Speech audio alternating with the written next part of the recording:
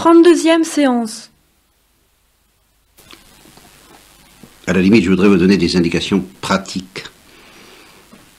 Parce qu'enfin, c'est pour vos âmes, c'est pour votre vie.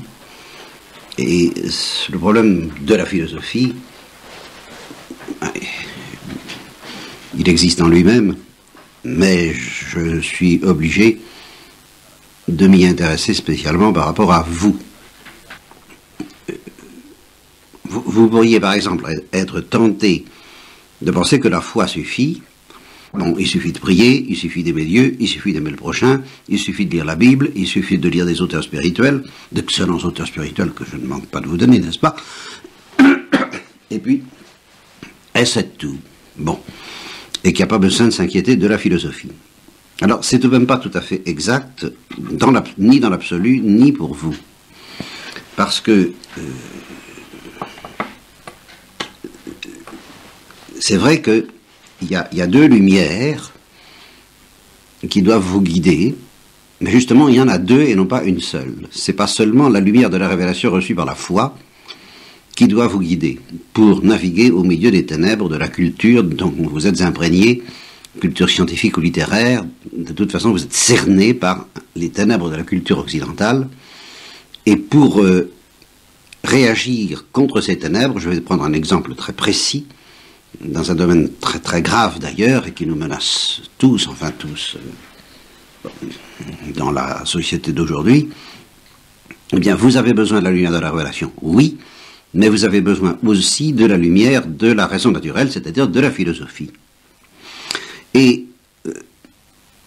il faut que vous sachiez une chose que justement peu de chrétiens savent, et c'est pour ça que je fais de la philosophie, c'est que la révélation protège la lumière de la philosophie, et c'est ce que j'essaie de faire en ce moment, dans la mesure où j'essaie de ressusciter en vous, ou d'éveiller en vous la lumière de la raison naturelle, l'intuition philosophique saine, d'une intelligence qui fonctionnerait sainement.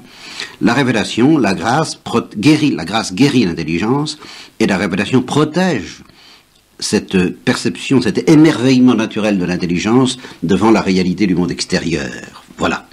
Nous avons évoqué ça d'ailleurs la dernière fois.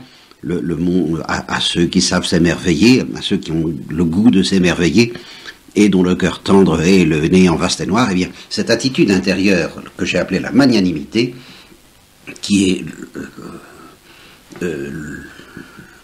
une attitude à deux faces, magnanimité, humilité, eh bien, la révélation la protège, mais la révélation ne la remplace pas, elle n'en dispense pas. De sorte qu'il faut se servir justement de la prière, des sacrements, de la révélation, de la vision naturelle et du désir du ciel pour apprendre à avoir en face des choses une magnanimité et une humilité qui sont normalement, et c'est ça qui est capital, accessibles aux incroyants. Parce que votre foi, vous ne pourrez pas la communiquer à des musulmans ou à des marxistes. L'émerveillement devant la réalité naturelle, c'est pas complètement impossible. Bon, alors j'arrive tout de suite, parce que je vous ai dit que je vous dirais que des bricoles, donc je me sens très excusé, j'arrive tout de suite à un problème majeur, qui est un problème philosophique, et pour lequel vous seriez tenté très concrètement de vous réfugier dans la foi, parce que vous ne saurez pas quoi dire, mais c'est pas ça qui compte, c'est pas quoi dire, mais c'est surtout parce que vous ne verrez pas. Et ça, je suis certain que d'avance, que pour le moment, vous ne voyez pas de quoi il s'agit. Et c'est un de mes objectifs, si j'ai le temps, d'essayer de vous faire voir ce que je vais vous dire là. C'est tout bête, c'est une chose très simple, c'est la différence entre l'homme et l'animal. Bon, c'est une différence qui est un abîme, c'est une différence métaphysique.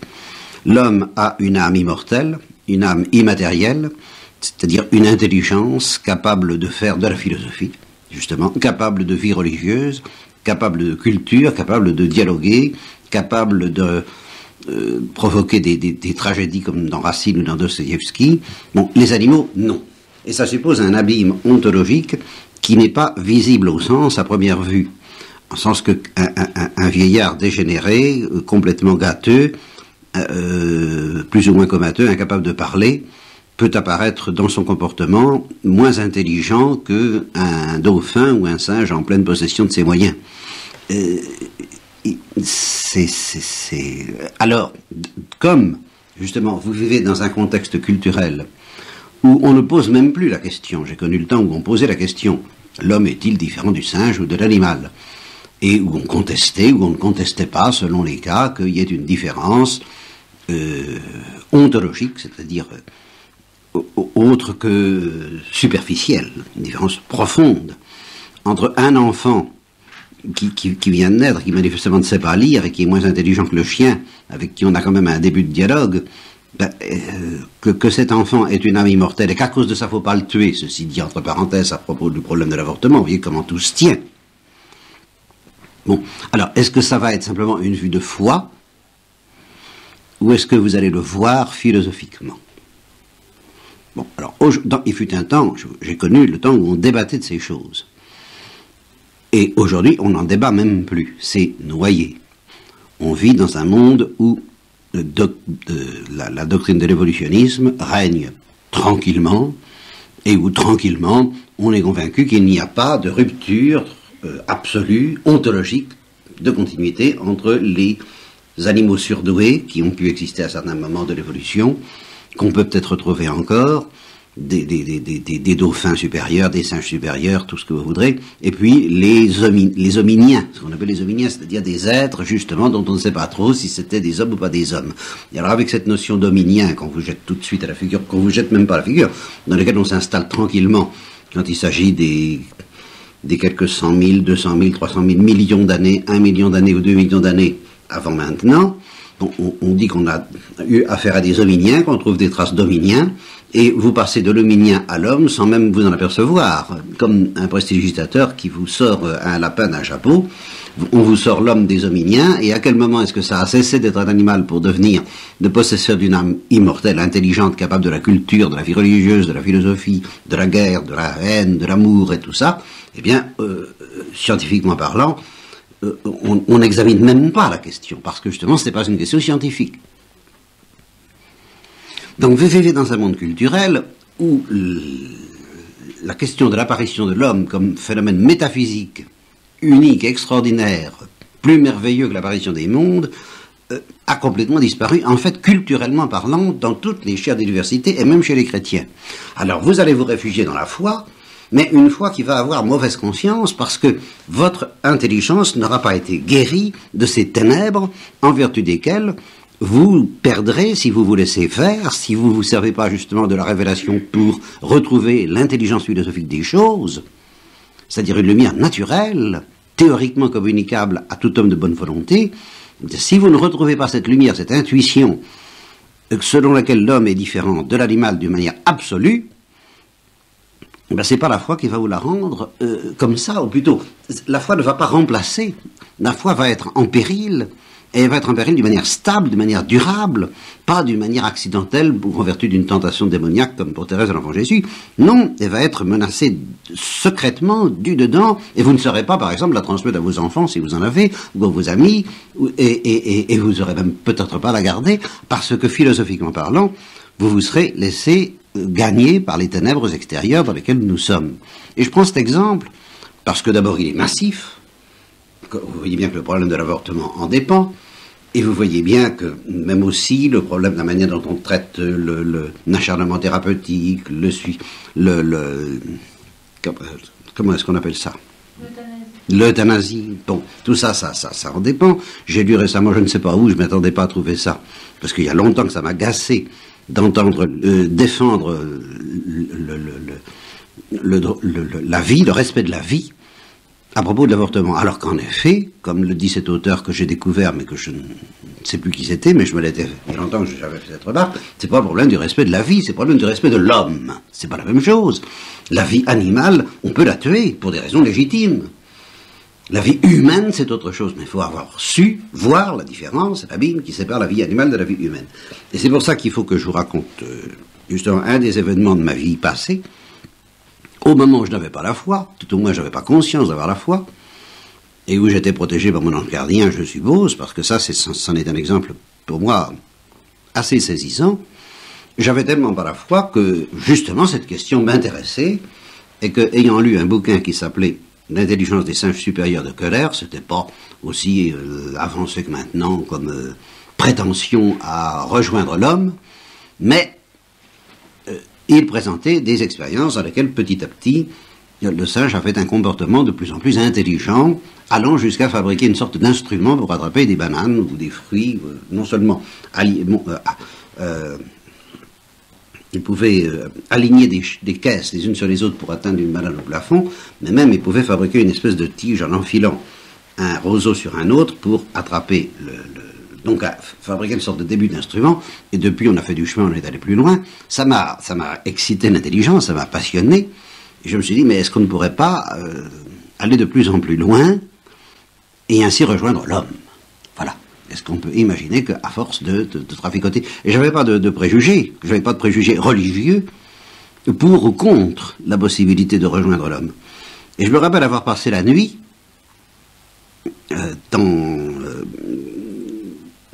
dans ma chambre à la Haie du Puy, chez ma grand-mère, là encore, mais ça c'était bien avant, enfin c'était plusieurs années avant ma conversion. J'ai passé la nuit à réfléchir à ça. Et à un moment donné, j'ai eu la lumière naturelle de l'évidence que l'intelligence humaine était d'une autre nature que tout ce qu'on pourrait atteindre par le moyen d'une amplification de l'intelligence des singes supérieurs. L'auteur expliquait bien que il y a une certaine ligne dans laquelle un singe peut dépasser notre intelligence à nous, parce que si les choses sont très complexes, il peut arriver par exemple que certains sachent comment est faite une chaise longue, et d'autres n'y arrivent pas. Moi, j'y arrive pas. Je ne suis pas capable de comprendre ce que c'est qu'une chaise longue. Quand on nous donne des tests d'intelligence, j'ai un QI assez faible, parce que chercher l'intrus, tout ça, moi, je me sens pas doué. Les ordinateurs sont beaucoup plus forts que nous pour toutes ces choses-là. Mais justement, j'ai découvert cette nuit-là que la supériorité, la transcendance de l'intelligence humaine était d'un autre ordre que de pouvoir percevoir des choses de plus en plus compliquées, répondre à des situations de plus en plus difficiles, trouver des solutions de plus en plus sophistiquées. Ça, c'est une chose dans laquelle les animaux peuvent faire des progrès et les ordinateurs peuvent dépasser l'homme. Mais, pour ce qui est, alors là, j'avais formulé ça à ma manière, le fait d'établir ce que j'appelais des relations arbitraires. Le fait d'établir des relations arbitraires entre les choses, c'était ma manière à moi de découvrir que l'intelligence humaine a la perception de l'être, qu'elle est capable d'abstraire, ce que je vous expliquerai plus tard peut-être. En tout cas, j'ai eu la certitude intellectuelle, naturelle, pas religieuse, pas surnaturelle, qu'il n'y aurait jamais la possibilité, il n'y a pas qu'il y ait une différence ontologique, qu'il y ait une différence substantielle, je n'ai pas employé ces mots-là, mais je sais que c'était cette lumière-là, absolue, définitive, et j'étais dans une joie, dans un émerveillement, dans l'éblouissement de la lumière intellectuelle, parce que j'avais vu la différence entre l'animal et l'homme, je l'avais vu, et depuis, je n'ai jamais cessé c'est une chose qu'on ne peut pas perdre, ça. Tout au moins, il faut y mettre beaucoup plus de temps que pour perdre la foi. La foi, je le dis souvent, je commence une conférence, si je ne garde pas l'attitude d'humilité qui me fait demander à Dieu de me la donner à tout instant, comme il me donne mes yeux à tout instant, comme il me donne l'existence à tout instant, comme il fait se lever le soleil tous les jours, et comme eh bien, si je n'ai pas l'humilité de demander à Dieu de me conserver la foi et de l'augmenter, je peux la perdre avant la fin de la conférence. Ça, je le sais. Par contre, la certitude naturelle dont je vous parle, là, que l'homme a une intelligence d'un autre ordre que celle des animaux, ça, je ne peux pas la perdre aussi vite. Je pourrais peut-être la perdre à la longue, à force de jouer à l'imbécile, n'est-ce pas, à force de me laisser enténébrer par le milieu culturel. Mais ce sera long. Parce que c'est une certitude, c'est une lumière naturelle. Et ces lumières naturelles, eh bien, ce sont elles que je voudrais vous aider à pressentir et à savoir rechercher. Toutes, vous ne pourrez pas lire Maritain, par exemple, ou Saint Thomas. Vous aurez plus ou moins de temps pour ça. Si vous vous mariez, il sera très important que vous ayez une certaine culture philosophique. Jusqu'à quel point, dans quelle mesure, je n'en sais rien, mais vous ne pouvez pas faire l'économie, surtout si vous vivez dans le monde, et tant que vous vivrez dans le monde, vous ne pouvez pas faire l'économie de cette recherche des lumières de ce genre, que vous voyez, j'avais cherché alors que j'avais pas la foi, que j'étais en pleine ténèbres et que j'ai cherché, et que j'ai reçu. Et je pense que c'est de mon ange gardien, c'est pas d'une révélation surnaturelle, c'était pas une vérité surnaturelle. J'ai vu cela, l'existence de Dieu, j'en étais pas sûr du tout. C'est d'un autre ordre. Bon, alors, on me dit, je ne donnerai pas de nom pour pouvoir diffuser plus facilement ces copies d'enregistrement, on me dit que tel professeur chrétien ou chrétienne, a dit à tel d'entre vous que on a essayé, alors, une formule de donner aux singes, de demander aux singes de trouver les moyens. Oui, c'est ça, pour dire qu'il était intelligent, on attendait qu'il trouve un moyen pour attraper la banane. C'est ça. Et alors, expérimentalement, on constate qu'il n'a jamais trouvé. Et on se réfugie derrière ça comme preuve, entre guillemets, de l'infériorité intellectuelle du singe sur l'homme. Si on se contente de ça, eh bien ça prouve qu'il manque une lumière philosophique, et c'est grave, parce qu'un jour on y arrivera peut-être.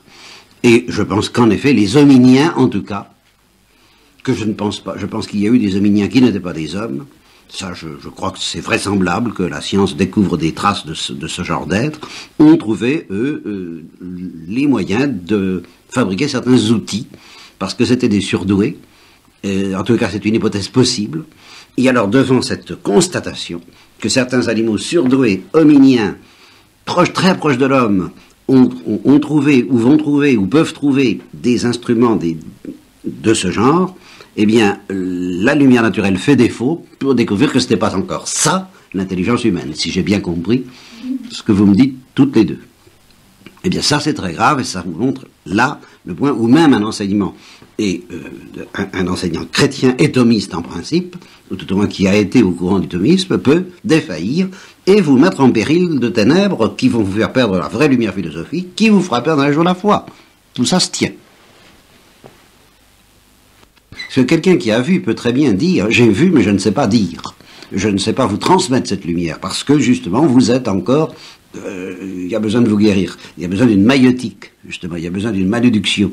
Et autre chose est d'avoir vu les simples, les débiles mentaux, souvent voient des choses très profondes dont ils ont la certitude et qui sont bien incapables de communiquer et encore bien moins d'expliquer. Mais ils ont vu. Bon, autre chose est de voir, autre chose est d'avoir l'art de convaincre ou d'éclairer ou d'éduquer dans le sens de ce qu'on a vu. Ça, c'est le charisme du professeur. Mais le charisme du professeur qui n'a pas vu, alors évidemment, à quoi ça sert? La question est de savoir si ce professeur a vu. Alors mettons que je crédite cette personne d'avoir vu, il reste qu'elle ne voit pas l'importance de la maïotique pour faire voir. C'est le minimum, c'est le cas le plus favorable. Alors on me pose une question théologique là, de savoir si la création a subi les conséquences du péché originel. Et alors, ça touche à un problème qui nous ramène à cette histoire du naturisme dont je parlais là. C'est une question très très difficile, parce que